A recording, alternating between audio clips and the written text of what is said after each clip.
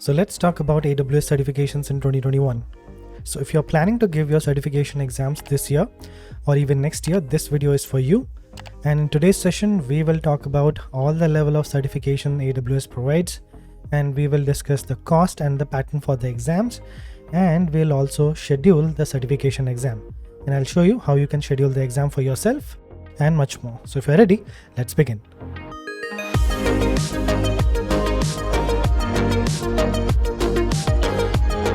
So let's talk about the level of certifications that AWS provides. So we have the foundational level certifications, that is cloud practitioner. So most people don't give this certificate because they think it's of no use. But if you ask me, cloud practitioner actually covers all the services or the AWS services that we have, including cost, billing, trusted advisor, AWS support, and well-architected framework as well. So this might be important to you if you want to learn the overall service list of AWS. On this channel, we have a playlist where you can find the cue cards for Cloud Practitioner. If you want to check out, you can do that as well. So next comes the most popular certifications, the associate level certifications. So we have Certified Solutions Architect Associate, we have Developer Associate, and we have SysOps Admin. So most people actually prefer Solutions Architect because it covers the design aspects of AWS products and services, which is really helpful to grow your skills and design better products. Some people who want to learn more about how things are configured and how we can define policies and templates go towards the developer associate side. And the other section that we have who are more interested in the deployment side and how CI/CD works and how to deploy your application effectively using the integration tools move towards the SysOps admin. But here as well, it depends. If you're interested, you can give all of them. There is no issues with that. You can. And as this pattern covers a broader audience and the concepts are very precise, these are called the associate level certifications. Moving on, we reach the professional level certifications. This has two sets of certifications. One is the Solutions Architect Professional, and the other one that we have here is DevOps Engineering. So once you have mastered the associate level, you can go for the professional level certifications. That's just my suggestion. And the trend is basically to give Solutions Architect Associate and then move to the Solutions Architect Professional. And the other trend that we have here is you give the SysOps Admin exam and the Developer exam, and then you move towards the DevOps Engineering Professional certification. So these certifications have a broad spectrum covering most of the services AWS provides. But if you want to pinpoint to a particular area or service set, you can go for the specialty level certifications. So here we have 5 specialty certifications listed by AWS. So first one is machine learning, second one is security, third one is data analytics, and fourth one is advanced networking, and finally we have the database specialty. So these are more focused on the particular specialization of that concept or the domain. So it suits better for people who work on a particular area or domain and want to get certified on that. For example, if you might be working on networking domain and you're now assigned to work on AWS, you might as well go for the advanced networking certification by giving the recommended certification that are already there, which might be a prerequisite. Or let's suppose you're working on the database deployment or admin side, you can go for the database specialty. So I hope that makes sense. Let's move on. Now let's talk about the hierarchy of certifications. So as you can see here, as I already have explained just now, the certification starts from the foundational level, that is with Cloud Practitioner. And it is mentioned that it is recommended for you to have at least 6 months of fundamental AWS cloud and industry knowledge, but it's fine, you can give it anyways.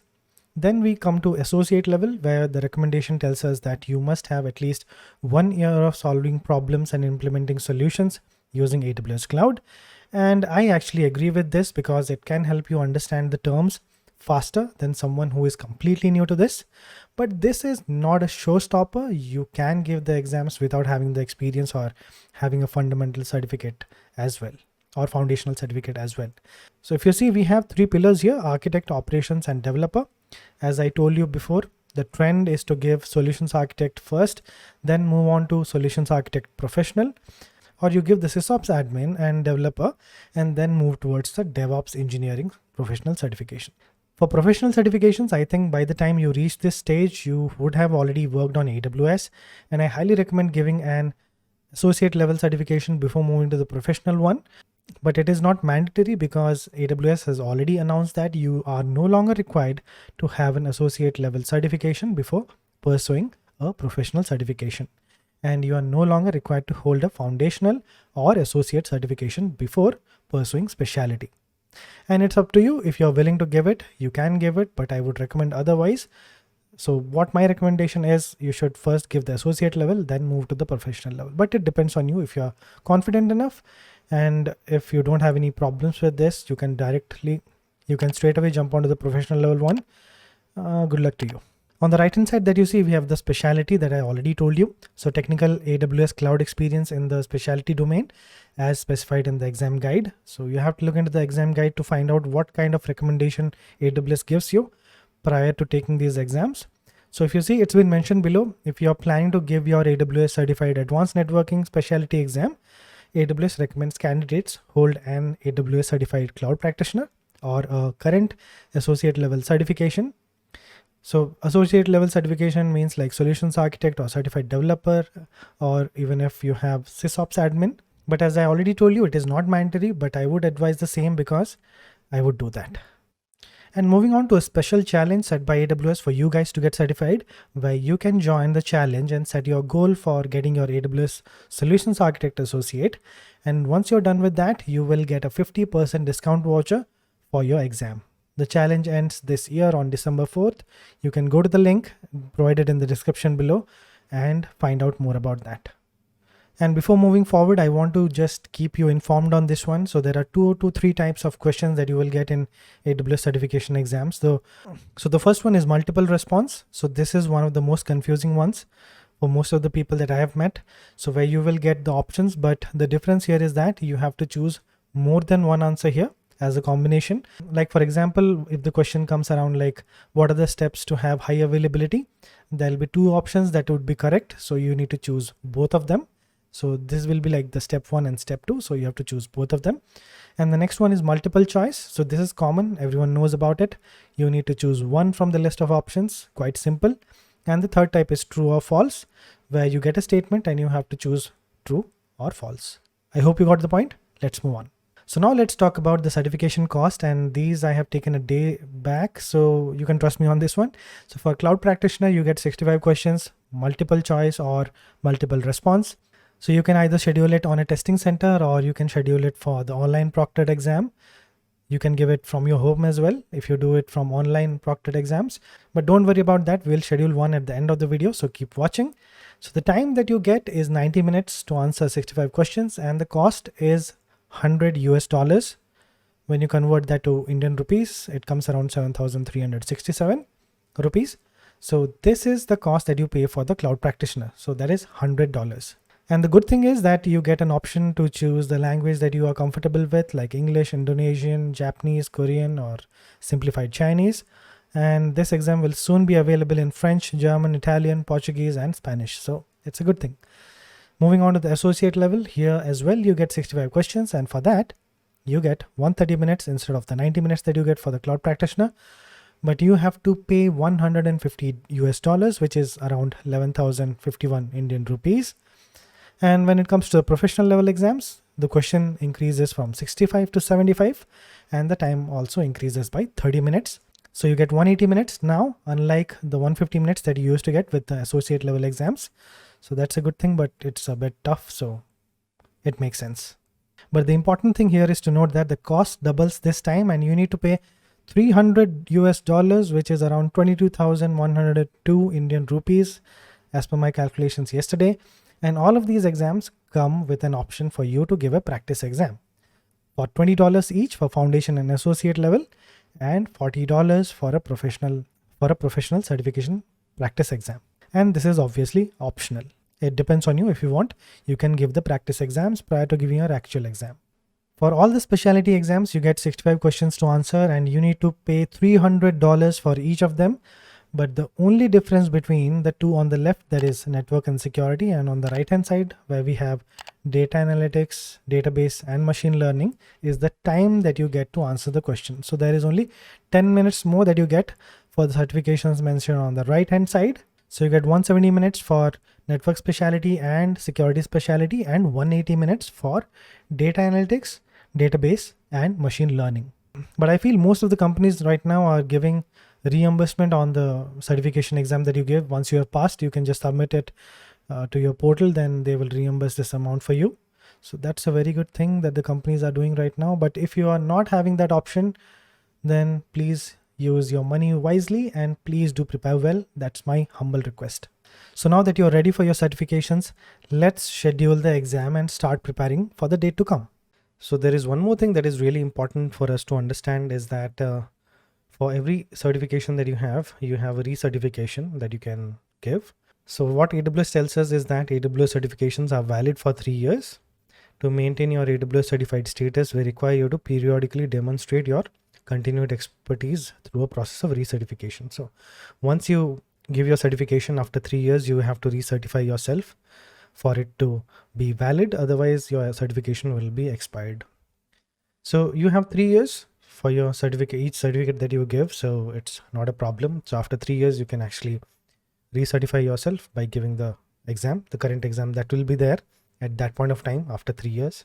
And here are some of the very good points that AWS has already mentioned for us, and these are very important for you to also notice. So how to get recertified? So recertification for the foundational level certification. So after 3 years, you can actually recertify yourself for the cloud practitioner. So as I already told you, once you give any certification, you get a 50% discount voucher. So you can use that to recertify yourself. And there is one more thing that you need to understand. If you give a associate or professional level certification, your prior cloud practitioner exam certification will become valid and it will get recertified. It will get recertified automatically. So my main objective for you to give the cloud practitioner was that if you give cloud practitioner exam, you get 50% discount. So this is basically $100, right?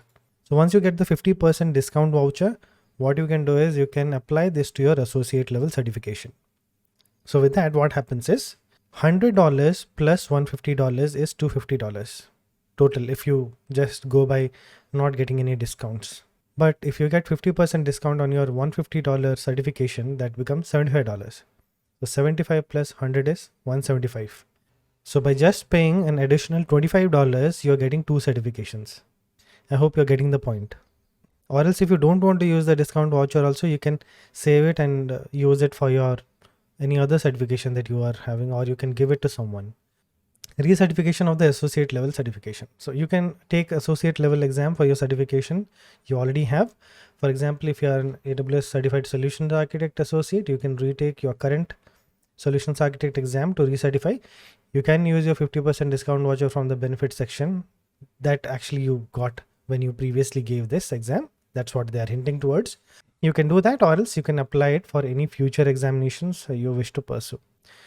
Earn a professional level certification. So if you are able to get a professional level certification, your associate level certification gets renewed. So that's a very good thing. So for example, if you pass AWS Solutions Architect Associate Professional Exam, this will satisfy your Solutions Architect Associate recertification requirement. That's good. When it comes to recertification of professional level certifications, you can take the current professional level exam for the certification you already have. For example, if you are an AWS Certified Solutions Architect Professional, you can retake the current AWS Solutions Architect Professional exam to recertify. So you can use 50% discount voucher from the benefit section. As there are no other certification levels above this, this cannot be recertified with that. So either you can go for the 50% voucher from the benefit section, or you can apply it to any other future certifications that you get. The specialty one.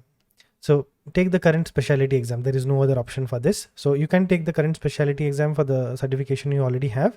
For example, you're working on AWS Certified Security Specialty. You can take or retake the current security specialty exam to recertify. You can use your 50% discount from the benefits section of your AWS certification account to recertify, or apply it to any other future certification exams you wish to pursue. So this actually is good. So for the professional one and the specialty certifications, you have to anyways give the exam. And if suppose you already have a 50% discount, then you can use it. And when it comes to associate level, once you give the professional one, it automatically gets recertified, or else you can give your exam. So once you're planning to give your certification, you can come to the certification page, and you have the exam guide and details. That is also very important. So you can click on this, select an exam. So let's suppose I'm going for AWS Solutions Architect Associate. I can just click on this. I can read more about the certification here. validate your technical skills and expertise with an industry recognized credential and grow your career. So you can validate the abilities that will be judged by the certification, the recommended knowledge and the experience, and how you can prepare for an exam. So here you get two options. You can download the exam guide and you can download the sample questions. So if you click on download the exam guide, it will show you the PDF where it will explain you the exam, and it will guide you through what are the recommendations that you need to follow. So if you see here, we have target candidate description. It gives you the things that actually you are required to have, but not mandatory, of course. So as I already told you about the response type, multiple choice and multiple response. And your result for the exam are reported as a scaled score of 100 to 1000. The minimum passing score is 720. Your score shows how you performed on the exam as a whole and whether or not you have passed. So once you have submitted all your answers and you've completed your exam, once you click on OK on submit, it will immediately tell you that whether you have passed or failed. If you have passed, it will tell you that yeah, you have passed, and if you have failed, then it will tell you you have failed, but it will not show you the score immediately. And for every exam that you have, there will be domains based on which the percentage of questions will be divided in the exam. So if you see for solutions architect, we have design resilient architecture that carries 30%. And you can come here and read about the design resilient architecture. So you can just read more about that. So you have design a multi-tier architect solution or architecture solution, design highly available or fault tolerant architectures, design decoupling mechanism using AWS services, choose appropriate resilient storage. So these are some of the things that you have to talk about. And we have already covered these things in the YouTube channel. So I don't think so that should be much problem with this. But the most important thing that you have to understand is the response type. And I think multiple response is one of the most important questions that I feel, because they have more than 5 or 6 options. Among them, you have to choose 2 or more correct responses out of 5 or more. So this can be a very tricky question, because most of the times we feel like, yeah, these 2 options are very good and these 2 options might be correct, but they might be wrong. But it depends on how well we have prepared and how well we are correlating each of the answers to the question that has been asked. So we have to understand in that way as well. So make sure that you prepare well, and I hope you will be able to answer most of the questions that have been asked, and you will be clearing this certification with flying colors. The next thing is download sample questions. You can come here and download sample questions about this. So this will give you an overall idea of how the exam questions will be, or the pattern will be. So if you see here, a customer relation management or CRM application runs on Amazon EC2 instance in multiple availability zones behind an application load balancer. If one of these instances fail, what occurs? So you have to choose one of them. So this is a multiple choice answer. So you have to choose one from them. And there is one more available to us, that is a select two. So this is the multiple response one. So you'll get the question here, and which action should be taken to allow the instances to download the needed patches. So select two. When you see this, you have to choose 2 from the 5 options that you have. And I would request everyone who is planning to give your exam or certification exam that you are planning to give, so please make sure that you have enough practice and you have given enough practice exams prior to giving your certification. So that is really important for you, because you may never know what questions are going to come. Please make sure that you give the test papers or the test papers that are available to you, and you can source from any site or any application that you like, and you practice the current pattern of the AWS exam or certification exam, so that you don't have any further challenges while giving the exam. So in order to make sure that you don't feel new when you go for the exam, like ये question कहाँ से आ गए, ये सब नहीं होना चाहिए. So you must make sure that you are thoroughly prepared before you go for the exam, or you go to any test center, or you're giving it in your home. So make sure that you do this. So if you want to schedule your exam, just go to Google and just type schedule AWS certification exam, and you will get the link from AWS, that is schedule an AWS certification exam. So you can just click on this, and it will take you to the schedule an exam page where you can actually schedule your exams. But for this, you need an Amazon account. So make sure that you have an Amazon account prior to scheduling an exam for yourself. So once you have your Amazon account ready, then you can just come here and click on schedule your exam. And it will take you to the training and certification site. You have to just click on sign in. And there are two options for you. If suppose you are from a APN partner central account, if you have that account, you can sign in from here. If you are Amazon employee, you can sign in here. Amazon VPN is required for this. And if you don't, then you can use your Amazon account, not the AWS account. Okay. Remember that you have to use the Amazon account from which you do shopping. So that account. And you have to choose all regions. So instead, if you are from Japan or China, you can just choose one of these. And if not, then you can choose all regions and click on sign in. Here you will get the page for a new account setup. So it looks like you are accessing our system for the first time. We need a few things or few more things to finish creating your AWS training and certification account. So this will basically be your profile for your training certification, or the certification that you give, not the training certification or the training and certification. So you can just provide your first name, your email ID, first name and last name, and email ID, the company email. If you want, you can provide the company name, the business title, the language that you are currently willing to choose the exam for, and the country that you belong, and the time zone. So I'll just quickly fill these things. So I'll choose English. I'll choose India right now. Where is it? Yeah, here. And the time zone will be plus 5:30 UTC. And you can just select this. And by this, you are accepting this by registering for AWS training or certification. You agree to be bound by the AWS customer agreement. The information you provide in connection with the registration will be handled in accordance with AWS privacy notice. So make sure that you give your proper name and email address so that you get the proper communication and the name comes on the certification. So it looks good for you. Otherwise, if you give some random name, then God save you. So once you have filled the form, just click on save. And it will take you to the AWS certification page where you have to create a new AWS certification account. And just click on create account. So once you have filled the form, just click on create account. So once it is done, you can just go to your account, and this is the training and certification page, the actual page actually, where you will see the list of certifications that you have and the training schedule or the certification schedule. So this gives you an overall picture of what exactly it is going to look like. So you have home, you have my profile, you have upcoming exam, you have previous exam, you have achieved certification, you have the benefits page. So once you complete your certifications, you will get some goodies that you can actually order from the AWS site. So those things will come here, and the token as well if you get 50% discount or any discount offer that you get. You share my transcript or digital badges that you can share on LinkedIn. So these are the things that you will get. And here currently we don't have any certifications in place. So I'll just choose I am at least 18 years old and I agree to abide by the terms and conditions outlined in the agreement. So I'll just choose these two and I'll submit. Now what it is saying is there are some of the incomplete information that we have, so we must fill this up. And there are some of the information that you need to fill. You can just fill it up and get it over with. Update your settings before continuing. So you have to just fill in these things. So let's fill this up. Which of the following describes your current role? So we can just choose software developer as per the organization's need. What type of organization do you work for? You can say whatever it fits your requirement. I'll just fill these things up and I'll just get back to you.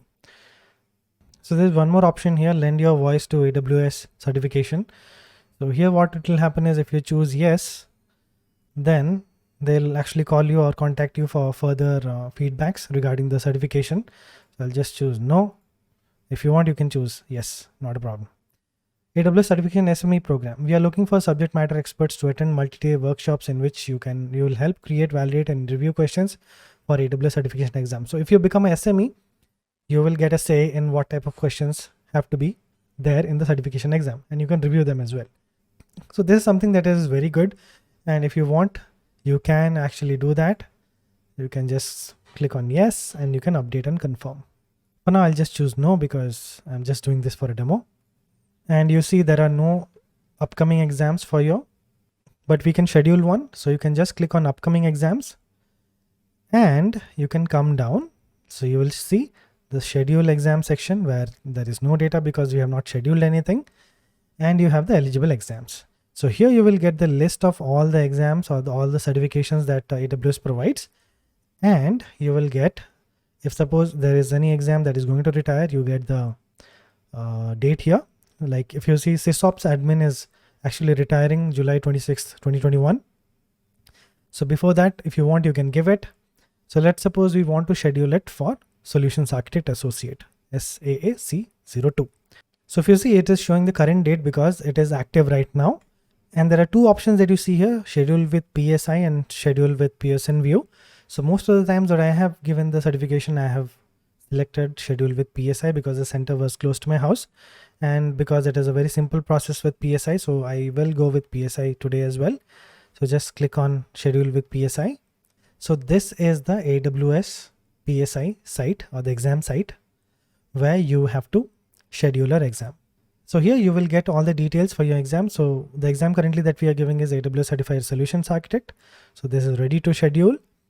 And you have the confirmation number. So this will be the confirmation number. So whenever you're going to the testing center or the test center, they'll ask you about this number. You have to confirm regarding that because you have to take a printout for this one. And you will get the duration, exam duration that we already know that is 130 minutes. And you can click on schedule. And there are security procedures that you can read about, and you have the required information document. So what I would say is take a government issued ID card with yourself. So just like a PAN card or a driving license or Aadhaar card, something that actually you have right now while you're going to the exam, and you can just click on schedule. Some exams have more than one version available. Please make sure that you want to schedule this. So it's fine, not a problem. So it's like they're telling whether you want to schedule it for associate or professional. So you have to choose between them. And by mistake, if you have selected professional instead of associate, they are giving you a heads up with that. Continue. So here actually it's the important part when it comes to the current situation that we are living in. Most of the times right now it's safe to give your exams from the home. If you click on test center, you have to schedule it using the test center, but there is one more option for you that you can give it from your home by selecting remote online proctored exams. So which one should we go first? Let's see how the test center one works. So this is the test center view for scheduling your exam. So you can just select the language here. You can select the country and you can enter the PIN code here if you want. 560037. Let's suppose this is in Bangalore, and you can choose the preferred month if you want to give it on July or August or June. So let's suppose I want to give it on July, and I can just select that preferred month and I can search the exam center. So here you get the list of all the centers that we have, the test centers for PSI, and you can just select one of them closest to your house or the one that you're currently staying, and then you can just open that. And if you see, and all the green ones that you see here are basically the test centers with available slots for your certification exam. Blue suggests that it is the selected date. So if I select 31, 28, anything right now, it is giving only 2 slots. So 10:30 a.m. or 2:30 p.m. You can choose one of them. So let's suppose I want to book it for 31st Saturday, 2:30 p.m. Then I can select 31st and I can select 2:30 p.m. from this block available time slot. So once you have selected both of them, you can just click on continue. So it will show you confirm, schedule, detail and proceed. So you can confirm the examination center, you can check the schedule date, you can check the schedule time and the exam duration. So once you are done with this, you can just click on continue. It will take you to the payments page where you can pay your fees and book the slot for your exam. If I click on continue, it will take me to the payment page. So once you're here, once again, then just click on schedule, click on continue.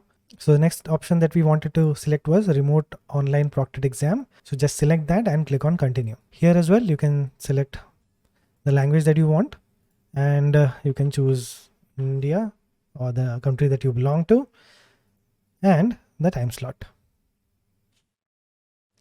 Here as well, you can choose the date. Let's suppose I want to do it for August.